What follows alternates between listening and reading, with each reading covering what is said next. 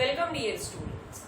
जावा language series की पिछली 2 videos में हम लोगों ने जावा लैंग्वेज के बेसिक मतलब ऊप्स के कॉन्सेप्ट को कवर करने की कोशिश करी, जिसमें हम लोग ऑब्जेक्ट, क्लास और इनहेरिटेंस डिस्कस कर चुके हैं। इस लेक्चर में हम लोग पॉलीमॉर्फिज्म, एनकैप्सुलेशन और एब्स्ट्रैक्शन को डिस्कस करने वाले हैं। देखिए, पॉलीमॉर्फिज्म से क्या मीनिंग है। पॉलीमॉर्फिज्म मीनिंग पॉली मतलब बहुत सारे, मैनी, और मॉर्फिज्म मतलब लाइक शेप, साइज या बहुत सारे रूपों में जो चीज रहे वो पॉलीमॉर्फिज्म है।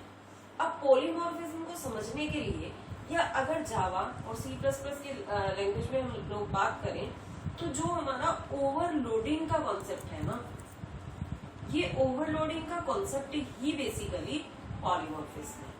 अब आप यहाँ समझिएगा कि मान लीजिए मेरे पास एक मेथड है ड्रॉ, मैंने प्रोटोटाइप बनाकर रखा है ड्रॉ मेथड का। अब इस ड्रॉ मेथड को हो सकता है कि मैं रेक्टेंगल ड्रॉ करने के लिए यूज कर लूं, हो सकता है कि मैं इसे ट्रायंगल बनाने के लिए यूज कर लूं, या तो फिर हो सकता है कि हम लोग इसे सर्कल बनाने के लिए यूज करें। ठीक है, समझ रहे हैं बात। तो आप देखिए कि ड्रॉ एरिया मेथड को मैंने यहाँ यूज किया बेस और हाइट के साथ। मैंने 2 पैरामीटर इसके अंदर पास किए, दोनों पैरामीटर बेस और हाइट, और मैं यहाँ कैलकुलेट क्या करना चाह रही हूँ, मैं चाहती हूँ कि ये मुझे ट्रायंगल का एरिया कैलकुलेट करके दे दे। बेस और हाइट में इसके अंदर पास करूंगी, इसकी बॉडी में लिटिल बिट फंक्शनैलिटी चेंज होगी और ये हमें क्या कैलकुलेट करके दे देगा, ये हमें कैलकुलेट करके देगा ट्रायंगल का area. On the same way मैंने ड्रॉ एरिया नाम का एक फंक्शन बनाया। ये ड्रॉ एरिया नाम का जो फंक्शन यहाँ पर बनाया है, ये किसके लिए काम करता है, ये काम करेगा आपका सर्कल के लिए, क्योंकि सिर्फ रेडियस पास करिए। अगेन ड्रॉ एरिया किसके लिए, लेंथ और ब्रेड्थ पास करिए, तो किसके लिए काम करेगा, ये काम करेगा आपका रेक्टेंगल के लिए। स्टूडेंट इस बात को थोड़ा सा और डिटेल में आप समझ सकते हैं। कैसे समझ सकते हैं, मान लीजिए कि यहाँ मैंने कोई क्लास बनाई है लेटस से, उस क्लास के अंदर मैंने ड्रॉ एरिया नाम का मेथड रखा है और इस क्लास से इनहेरिट करके 3 अलग अलग क्लासेस मैंने बनाई। ठीक है, ये 3 अलग अलग क्लासेस मैंने बनाई और इन तीनों क्लासेस में इस ड्रॉ एरिया मेथड को कॉल किया गया, लेकिन किया कैसे गया, अलग अलग पैरामीटर्स के साथ कॉल किया गया। लेट अस से कि मैंने यहाँ इसे L और B के साथ बना के रखा हुआ था, यहाँ मैंने ब्रेड्थ और हाइट के साथ कॉल किया।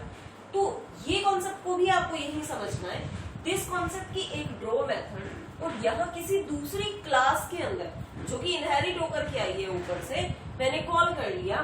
तो इस कॉन्सेप्ट को हम लोग क्या कहते हैं, this concept is known as over riding.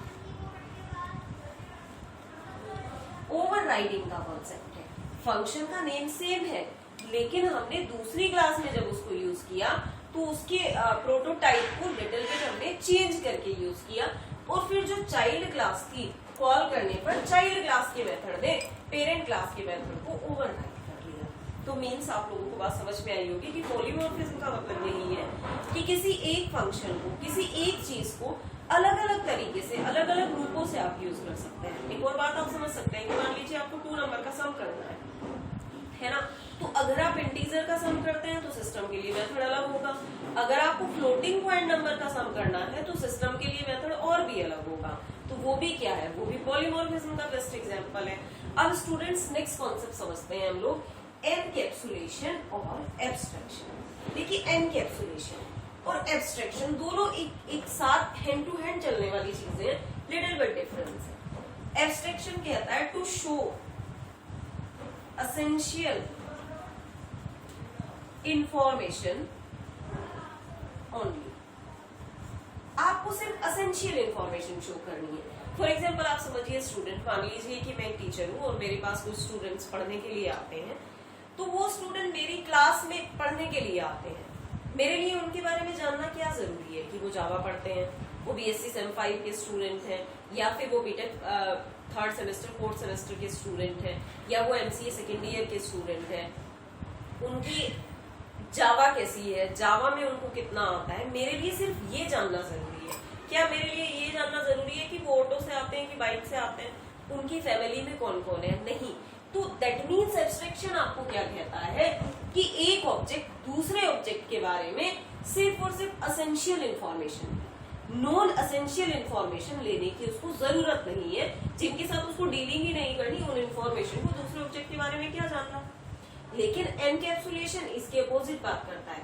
देखिए एनकैप्सुलेशन आपको क्या कहता है, एनकैप्सुलेशन आपको बात करता है डेटा हाइडिंग की, यानी कि ये आपसे बात करता है डेटा हाइडिंग। इंटेंशनली अगर आप डेटा को हाइड कर लेते हैं, एक ऑब्जेक्ट दूसरे ऑब्जेक्ट से इंटेंशनली अगर कुछ डेटा को हाइड करता है तो वो डेटा हाइडिंग है।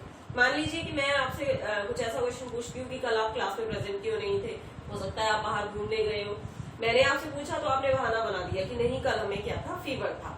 तो this is what, this is encapsulation, क्योंकि आपने इंटेंशनली इंफॉर्मेशन को मुझसे हाइड किया। तो this is what, this is encapsulation. Student इस वीडियो में हमने ऊप्स के बचे हुए कॉन्सेप्ट को क्लियर करने की कोशिश की है। नेक्स्ट वीडियो में जावा के बेसिक कैरेक्टरिस्टिक, जेवीएम क्या होती है, that is Java virtual machine क्या होती है, बाइट कोड क्यों यूज करते हैं, यूनिकोड क्या होते हैं, और जावा प्लेटफॉर्म इंडिपेंडेंट कैसे है, ये सारी चीजें हम लोग नेक्स्ट वीडियो में क्लियर करेंगे। Thank you student.